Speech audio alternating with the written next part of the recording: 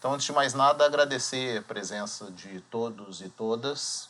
Esse é mais um episódio do Café com X. E não, eu não sou o professor Emiliano, como vocês já devem ter percebido, mas a gente preparou aqui um bate-papo com algumas pinceladas de história e com algumas curiosidades, coisas que vocês não sabiam e que possivelmente não fez falta nenhuma para vocês até esse momento e que não faria falta nenhuma para o resto da vida de vocês também. Mas como a gente gosta de coisas curiosas e a gente gosta de matemática, a gente resolveu juntar algumas coisas curiosas com algumas coisas de matemática que a gente acha interessante, tentar mostrar para vocês essa junção. O Gustavo é um responsável pelo fato da gente ter preparado esse material. O Gustavo que nos trouxe essa ideia das frações contínuas e depois a gente vai mostrar o material do qual a gente retirou esse probleminha. O que isso tem a ver com calendários e com anos bissextos, a gente vai tentar mostrar aqui para vocês.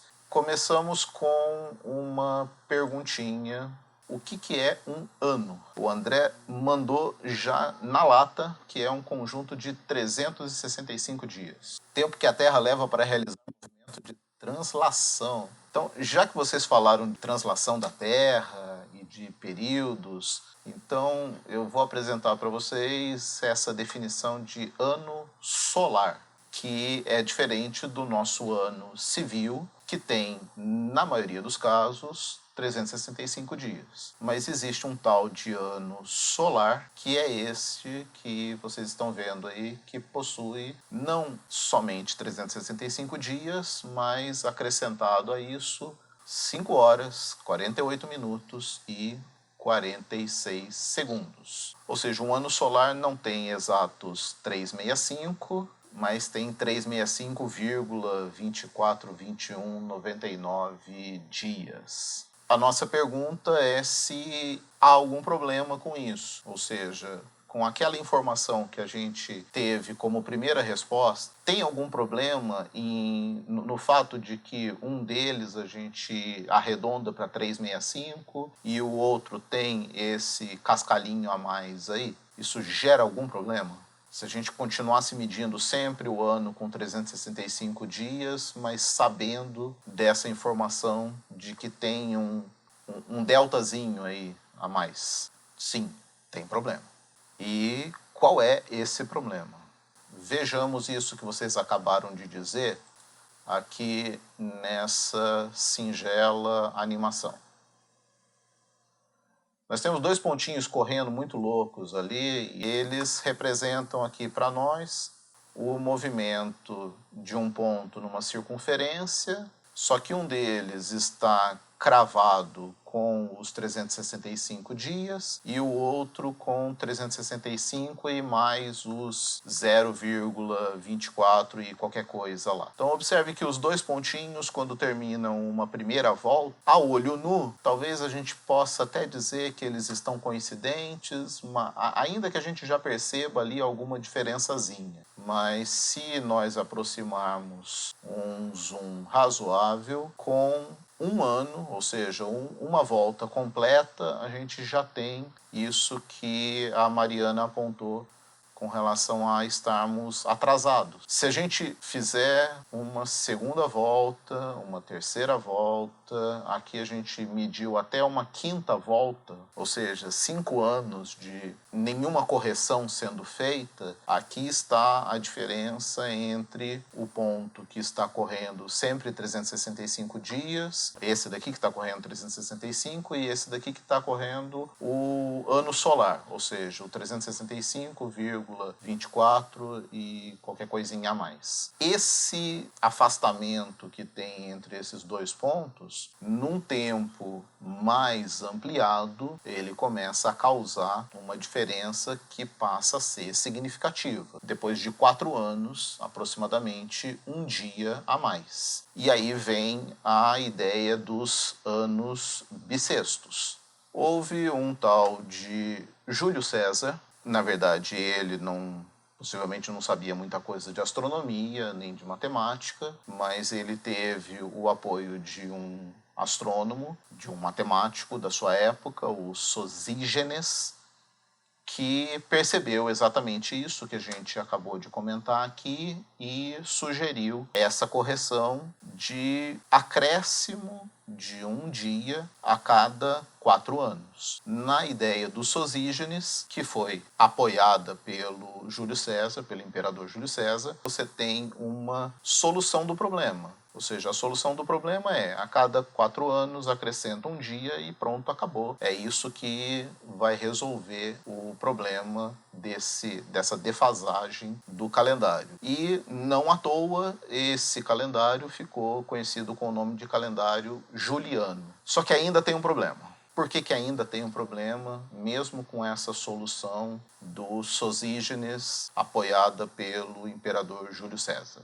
Não é exato. Se fosse um 0,25, aí tudo bem. 4 anos dá um inteiro, eu coloco um dia a mais e pronto, está resolvido o problema. Só que não é 0,25, não é exatamente um quarto. Então não está resolvido o problema simplesmente pelo acréscimo de um dia a cada 4 anos, por conta dessa diferença que a gente tem aqui de 0,25 para 0,242199. O que a gente vai tentar ver aqui é como que isso pode ser resolvido. O que a gente vai aproveitar para refletir um pouco aqui com vocês é o seguinte: percebam que todos esses ajustes, todas essas correções que são feitas são uma invenção humana. Não existe algo pronto, não existe algo já pré-determinado para resolver esse problema. Então, várias soluções poderiam ser desenvolvidas para resolver esse mesmo problema. A questão é como que a gente vai entrar num acordo, como é que a sociedade, determinada nação, vai entrar num acordo para resolver isso. Será que esses reajustes vão continuar indefinidamente? Será que a gente teria condições de já fazer os reajustes tudo numa tacada só? Com que intervalo de tempo é interessante fazer esses reajustes? Tudo isso é algo dado por uma convenção humana, por uma necessidade de fazer com que as coisas funcionem mais ou menos bem para todos os participantes daquele grupo social. E falando em grupo social, bastante importante, principalmente na Idade Média, foram os governos e as determinações legais feitas pela Igreja Católica. Então, isso a gente está pensando, obviamente, numa situação eurocêntrica, a gente está falando de uma sociedade da Europa que se desenvolveu ali da Idade Média até o Renascimento, com uma forte influência do governo da Igreja Católica. E havia, e há, na cultura católica, a necessidade de comemoração de alguns feriados, de comemoração de algumas festas, e algumas dessas festas têm a ver com uma medição astronômica, então tem a ver com uma data que está relacionada com o equinócio. Muito rapidamente aqui, para a gente lembrar, equinócio é aquela data em que a duração do dia e da noite são exatamente iguais, por isso equi,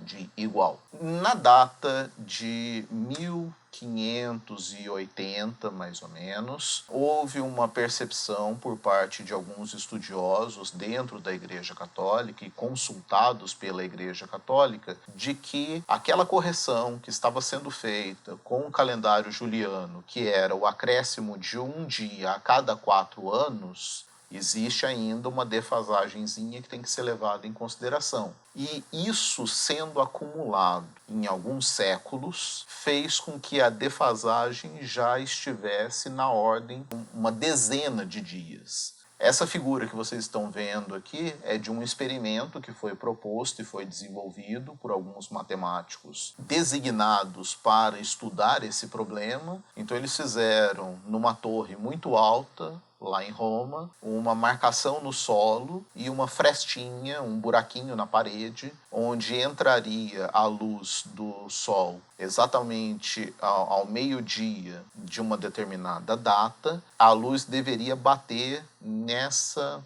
linha que está aqui no solo. O que aconteceu é que a luz bateu quase 60 centímetros distante da linha que tinha sido determinada. Isso era uma comprovação categórica para eles de que o dia que eles achavam que era, na verdade não era. Aquela data que eles imaginavam que era a data em que eles estavam naquele momento, não era verdade aquela informação. Então precisava fazer ainda um ajuste que não era simplesmente o acrescentar um dia a cada 4 anos. E aí nós temos uma outra solução, agora dada pelo Papa Gregório XIII, também com assessoria de um matemático, o matemático Luigi Giglio, que foi quem desenvolveu todo o aparato matemático para resolver esse problema. Então, Gregório XIII acrescenta aquela correção de um dia a cada 4 anos, que teria a ver com algo em relação a cada centena de anos. Então, tem uma outra regrinha que tem que ser levada em consideração a cada centena de anos. E aí a gente logo já vai colocar às claras para vocês que regrinha é essa que tem que ser levada em consideração a cada 100 anos. Tá, mas a gente tinha prometido para vocês que esse bate-papo ia falar não só de calendários, não só de anos bissextos, mas também de frações contínuas. Só que o mistério ainda vai permanecer só por mais alguns minutos, porque antes de falar de frações contínuas, a gente vai comentar um pouquinho também com vocês sobre antifairese e divisão euclidiana, porque essas coisas estão relacionadas. Então, antes de mais nada, o que é divisão euclidiana? Essa expressão aqui parece familiar para vocês? O que eu estou querendo dizer com essa expressão que está escrita aqui? Todos esses símbolos aqui relacionados a números naturais. Então, M, A, N, R, números naturais. Então, eu poderia ter alguma coisa como assim, né? Se eu dividir os dois lados dessa equação aqui, por exemplo, por N, vocês concordam que isso daqui também seria uma expressão razoável? Ou seja, dividir M por N, o resultado é A e o resto é um R sobre N. A fração M sobre N poderia ser reescrita dessa forma. Ou, voltando aqui à primeira escrita que eu tinha feito, o número M pode ser reescrito como o produto de A vezes N mais um restinho. Se esse resto for zero, morreu o problema, né? Então eu já sei como escrever o M como sendo um A vezes N. Mas se esse resto não for zero, eu ainda poderia continuar esse processo tentando escrever, por exemplo, agora o N como alguma coisa relacionada a esse primeiro R. Então, já que a gente está falando de um primeiro R, eu já vou dar um nome aqui, um índice para esses A e R. Então, o N seria, continuando na sequência, 1A1 vezes o R0 mais um R1. Só para dizer para vocês que esse processo ele poderia continuar enquanto a gente não obtivesse um resto igual a zero. O próximo agora, então, seria uma relação entre o R0 e o R1.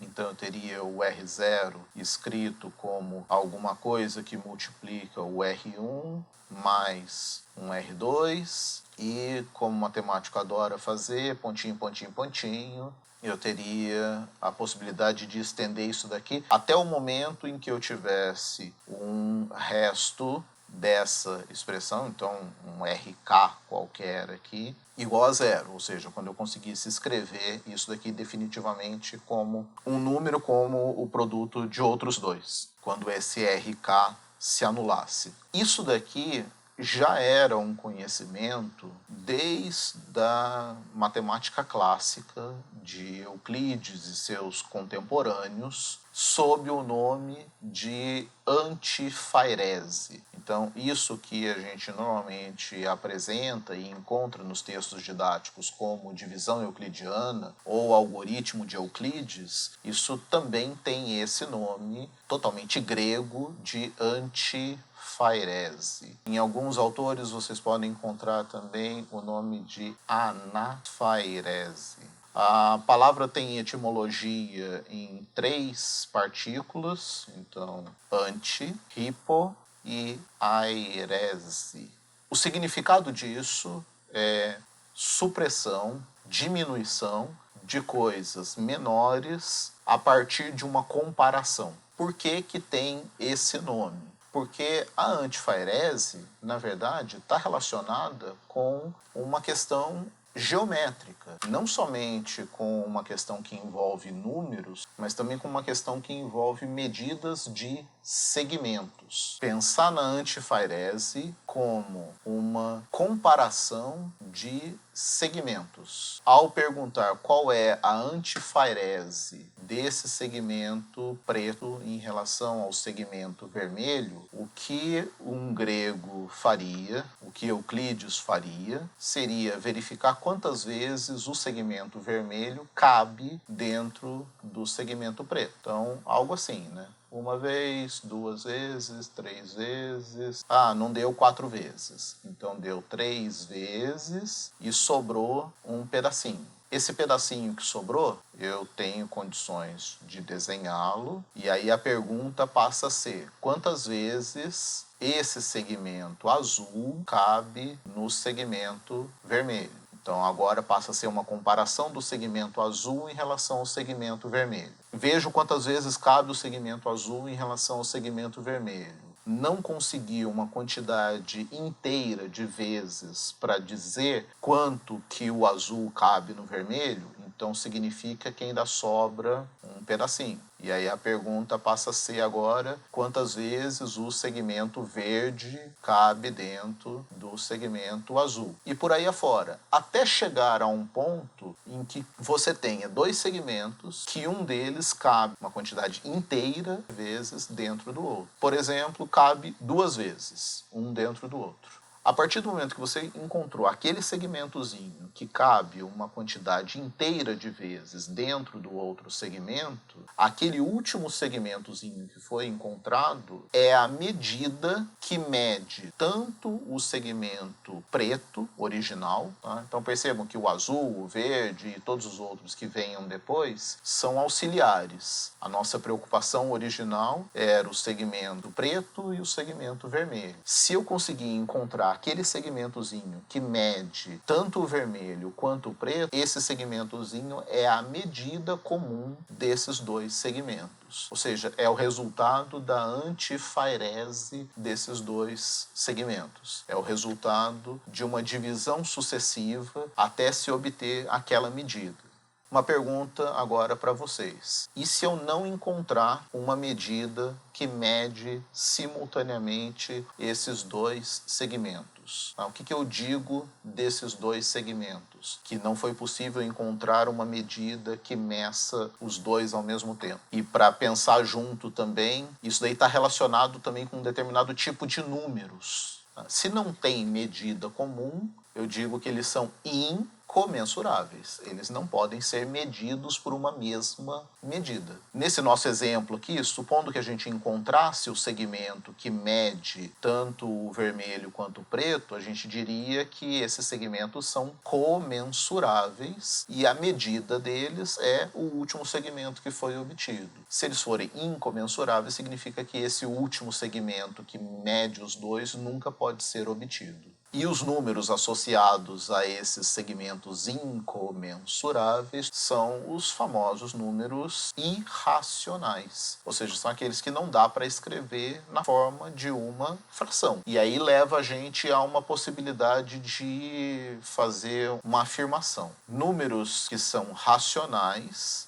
vão levar a uma antifairese que é finita. Números irracionais, a gente pode levantar aqui uma conjectura de que a antifairese deles não será finita. Vai ser uma antifairese com uma quantidade infinita de repetições, de sucessões desse processo que a gente está fazendo. E o que isso tem a ver com frações contínuas? E o que isso tem a ver com o calendário? Agora, talvez isso, de tudo que a gente está falando até agora, talvez isso seja a maior das novidades que a gente pôde trazer aqui para vocês, porque é um assunto que normalmente não é apresentado nos textos de matemática escolar e até mesmo na matemática do ensino superior, muitas vezes esse tema não vem à tona. E, de novo, aqui minha gratidão ao Gustavo, que nos trouxe esse material para a gente poder aprender juntos. Que são são essas tais de frações contínuas. Então a gente vai definir como frações contínuas coisas desse tipo assim: A0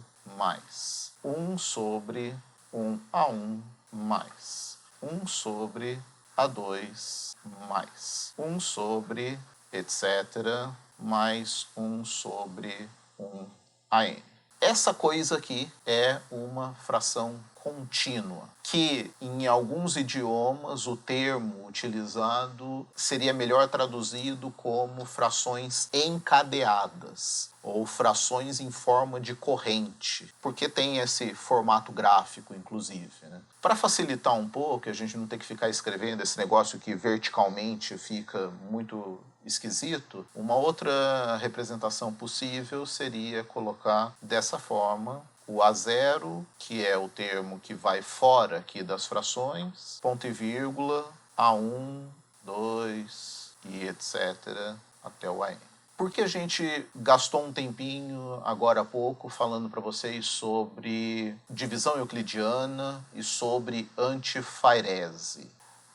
Eu vou reescrever aqui rapidamente aquilo que a gente tinha feito sobre a divisão euclidiana. Então lembrem-se que a gente tinha alguma coisa desse tipo aqui, e aí depois o n era um A1 que multiplica um R0 mais um R1, e depois o R0 era um A2 que multiplica o R1 mais o R2 e por aí afora. Esses camaradinhas aqui, A0, A1, A2 e etc., são exatamente esses termos que aparecem aqui na fração contínua. Então, a representação da fração m sobre n é dada por essa expressão, sendo que esses termos A0, A1, A2 e por aí afora, que são os chamados quocientes parciais, são exatamente os mesmos termos que são obtidos na divisão euclidiana. E aí agora a gente chega efetivamente na possibilidade de conectar a questão lá do calendário gregoriano com as frações contínuas. Por quê? Porque a gente vai pensar naquela fraçãozinha que é menor do que um dia e tentar escrevê-la como uma fração contínua. Só um último elemento de que a gente precisa antes de meter a mão na massa e fazer continhas. É possível a gente obter, a partir dessa fração contínua, frações que são chamadas de frações reduzidas da fração contínua. E o que seria uma fração reduzida? Então, por exemplo, se ao invés de escrever toda essa fração contínua, se eu fizesse a escolha de escrever somente até o A1, ou seja, se eu escrevesse A0 mais 1 sobre A1. Esse valor numérico, ele não é exatamente igual à fração m sobre n, mas ele é uma boa aproximação da fração m sobre n. Ah, mas eu não quero parar por aqui, eu quero um pouquinho mais de precisão, um pouquinho menos de erro na aproximação. Então eu posso escrever até o A2. Ah, mas eu quero um pouquinho melhor ainda, eu quero um pouco mais de precisão. Então posso escrever até o A3, ou até o A4, ou até o A5. E quanto maior a quantidade de quocientes parciais que forem selecionados, eu tenho uma fração reduzida que melhor se aproxima da fração original. Dito isso, vamos à prática.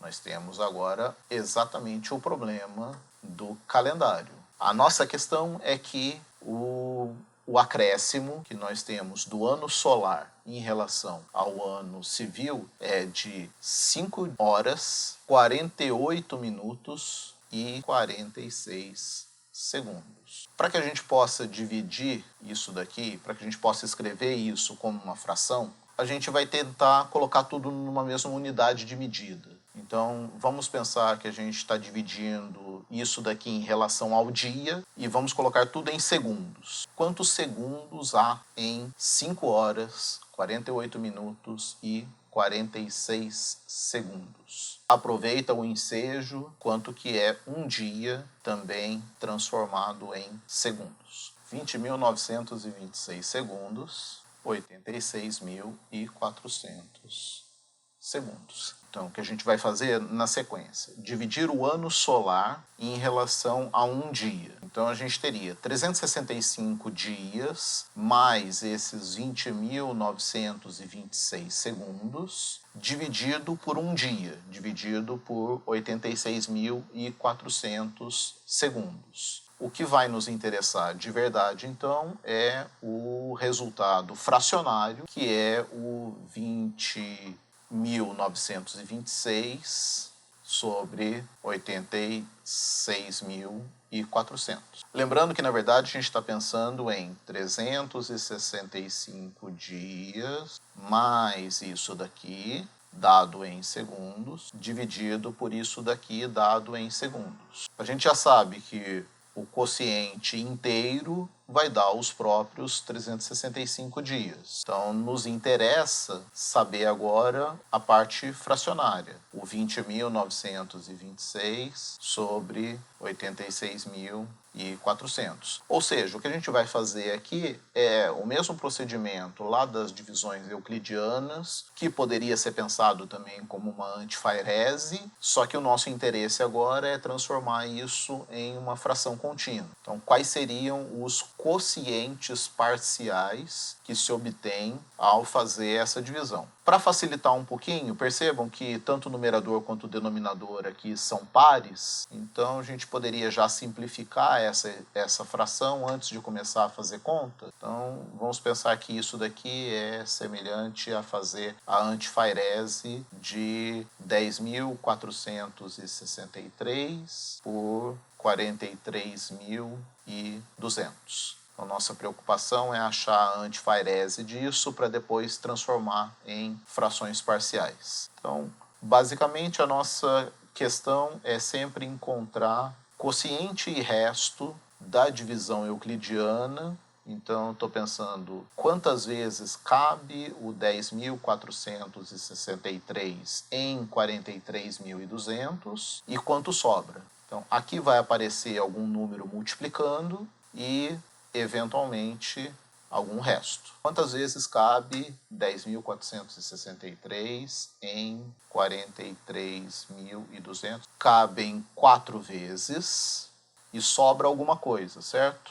1.348. Se isso deu 1.348, a pergunta agora é quantas vezes cabe 1.348 em 10.463 e quanto é que sobra? Cabem 7 vezes e sobra 1.027.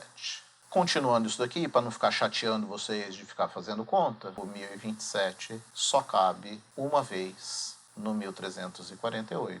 E aí, o quanto sobra, nesse caso, é 321. E se a gente continuar mais uma linha, eu tenho que o 1027 dividido pelo 321 vai dar como resultado 3 e vai dar como resto 64. E, finalmente, ou quase finalmente, nós temos que o 64 em relação ao 321 cabe 5 vezes e sobra 1.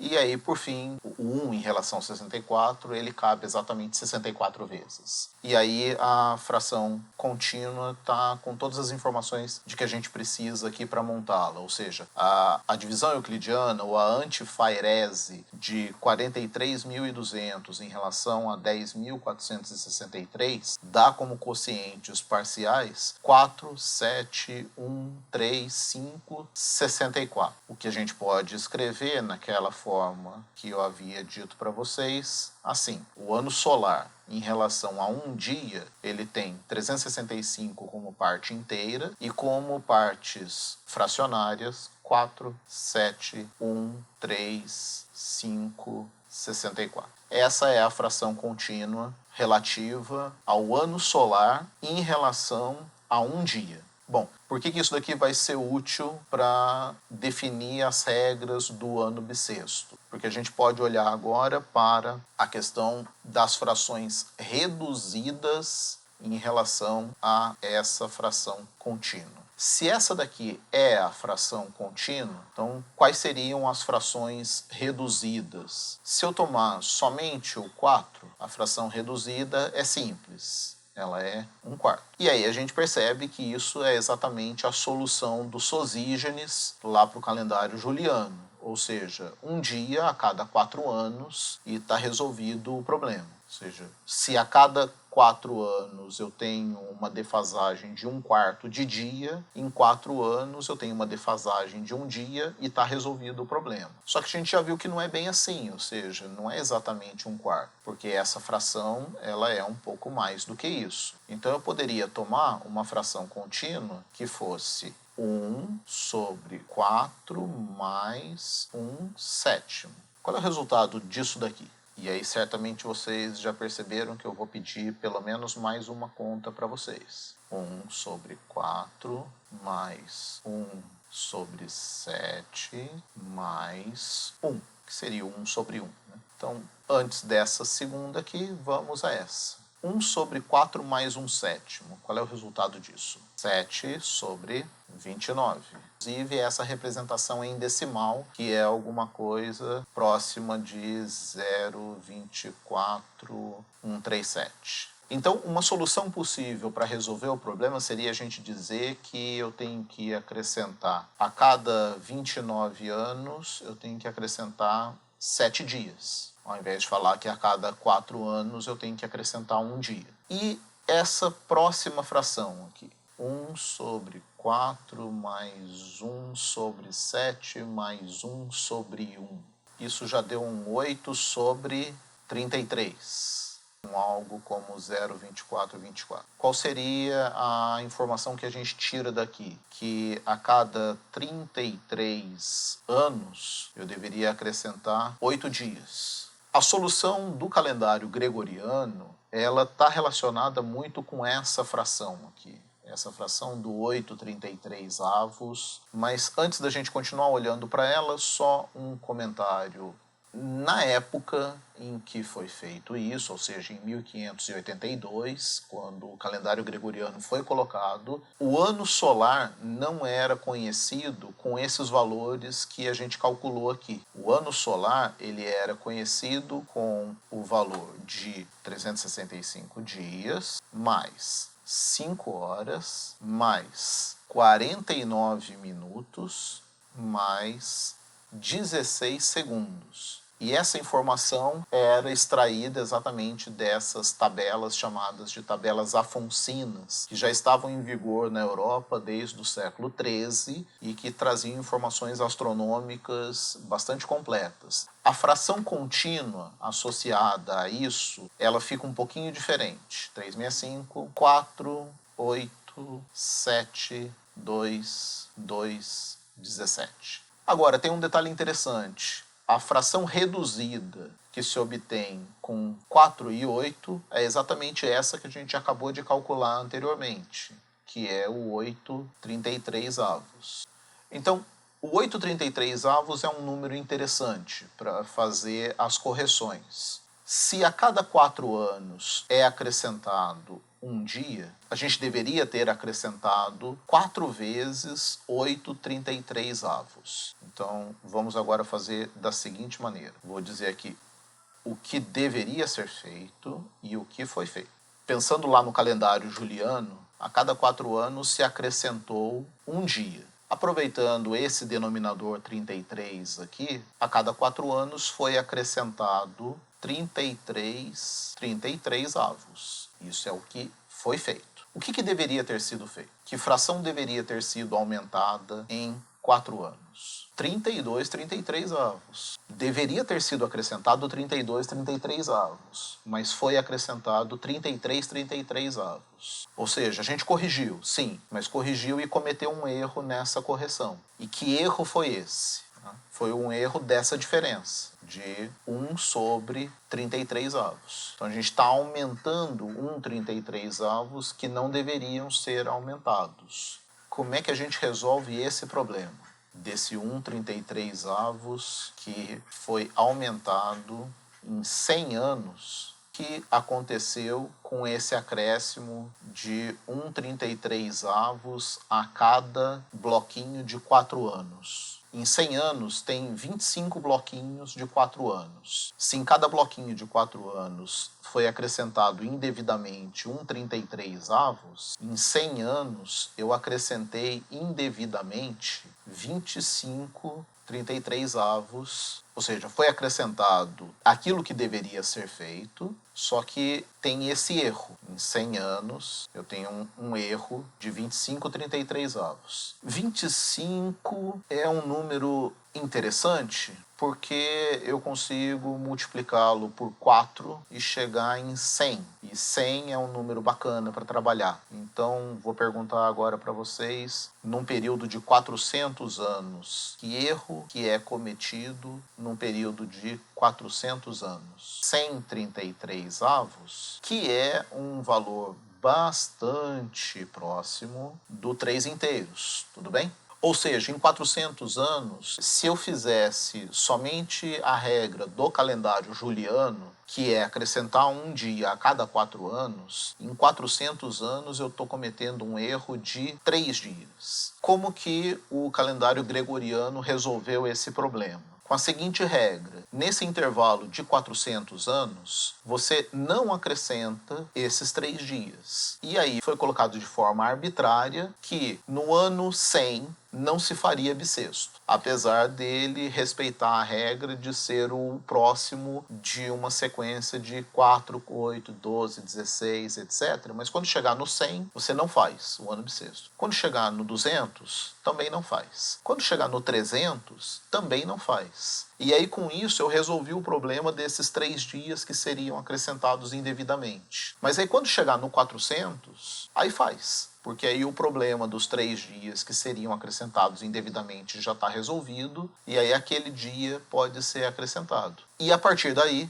mesma regra. Então, além da regra do calendário juliano, que é de acrescentar um dia a cada 4 anos, o calendário gregoriano acrescenta essas outras 2 regras. Cada bloquinho de 400 anos, 3 dos anos que são de final 00 não são bissextos. E um deles é, porque nesse período de 400 anos eu evito de cometer então esse erro, que seria o erro de acrescentar esses 3 dias a mais que a gente indicou aqui. E aí, de novo, volta ao comentário de que isso é totalmente arbitrário e estabelecido por uma regra humana. Isso não está na natureza, não tem nada na natureza que obrigue a ser dessa forma, mas é meramente uma convenção que se estabelece para que seja feito assim.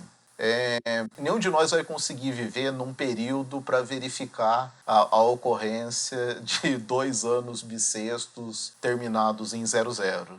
Então, por hora, a gente não consegue verificar isso na prática, mas na teoria é isso que está estabelecido. Ainda tem um erro. A próxima fração reduzida seria 31,128. Então, próxima reduzida seria 31,128.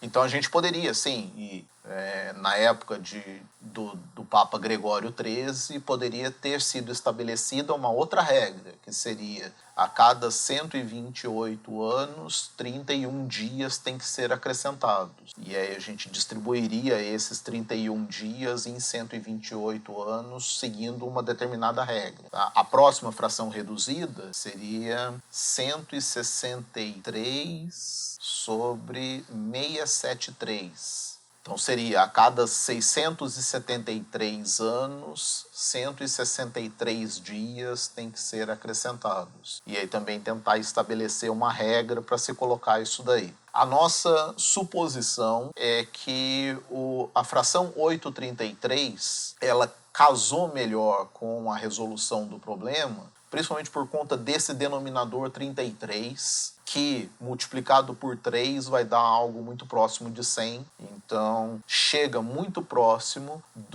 da solução que hoje a gente adotaria pensando numa notação decimal. Então, pensando numa notação fracionária convertida numa notação decimal, a gente buscaria alguma coisa muito próxima disso. Mas, sim, ainda existe um erro. Fazendo o calendário gregoriano, E aí fica, inclusive, como um desafio, né? Assim, quando é que a gente teria um erro, por exemplo, de um dia? Quanto tempo tem que passar, seguindo a regra do calendário gregoriano, para que se tenha uma defasagem de um dia? A gente vai ter que olhar para essa deficiência, para esse valorzinho que está relacionado com a fração 833 em relação à fração original, que é aquela fração 10.663 por 43.200. Então, olhando para aquela fração original e para a fração 833, que foi utilizada para aproximá-la, a gente tem como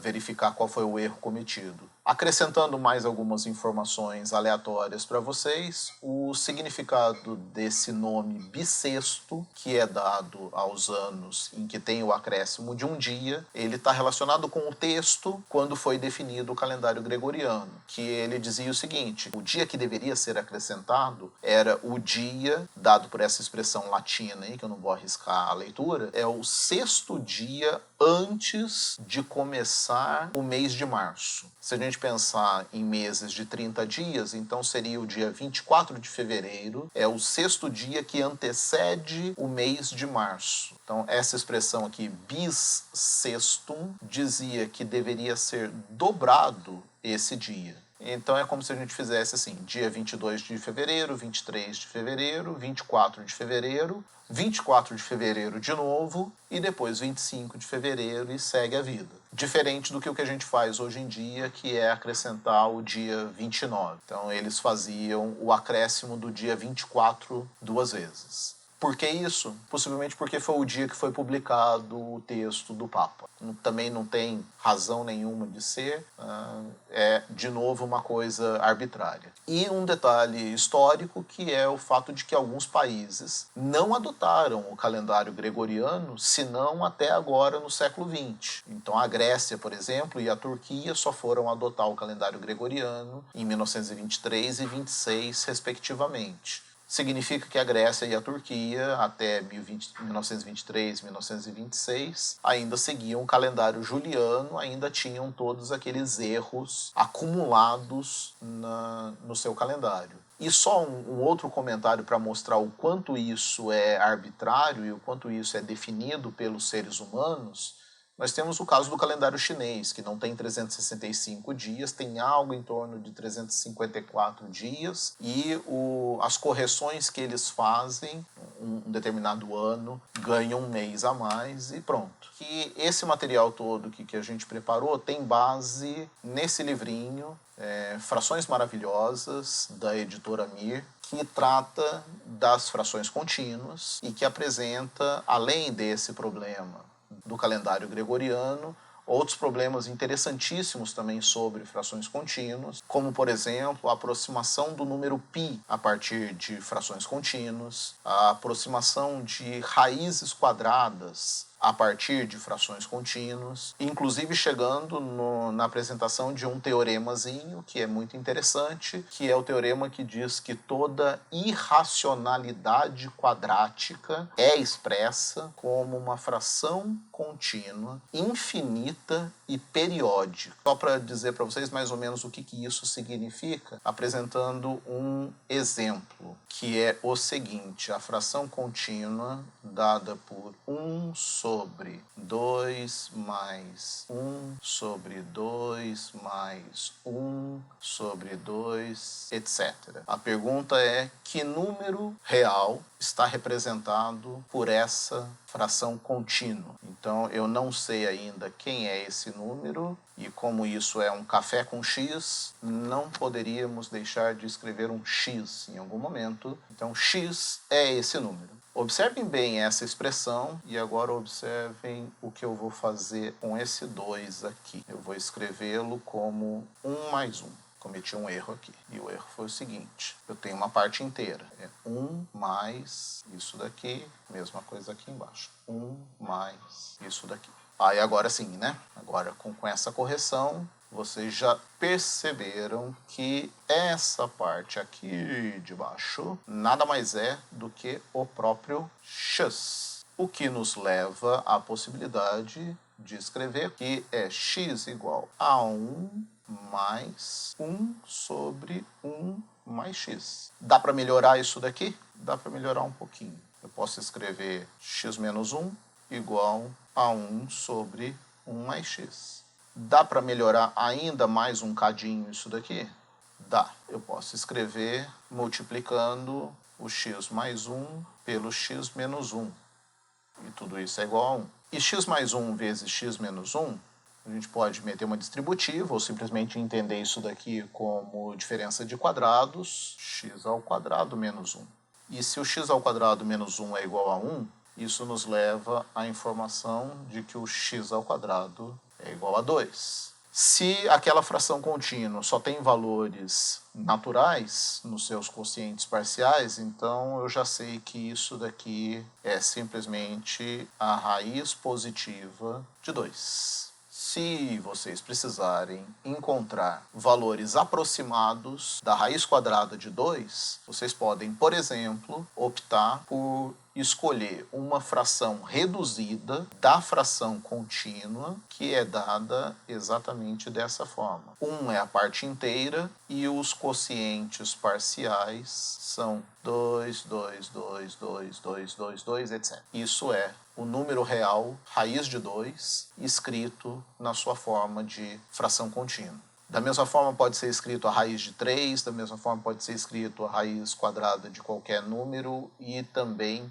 todos os números que são chamados de irracionalidades quadráticas. Da mesma forma a gente pode escrever outros números, por exemplo, e aí fica de lição de casa aqui para vocês também, vocês possivelmente já ouviram falar de um tal de número φ, ou número áureo, ou número de ouro. Então eu apresento para vocês, e é muito difícil, tá? Prestem bastante atenção, porque é muito difícil representar o número de ouro como uma fração contínua. Ele é 1 na parte inteira e 1, por aí afora. Esse é o número φ, expresso em frações contínuas. Se você quiser um valor aproximado do número φ como um número racional, não estou dizendo que o número φ pode ser escrito como um número racional. Ele pode ser aproximado, ou seja, da mesma maneira como a gente escreve em notação decimal até a 10ª casa decimal e fala que isso é uma aproximação, a gente também pode encontrar uma fração reduzida, que é uma aproximação de um número que é irracional. Por exemplo, o número raiz de 2, por exemplo, o número φ,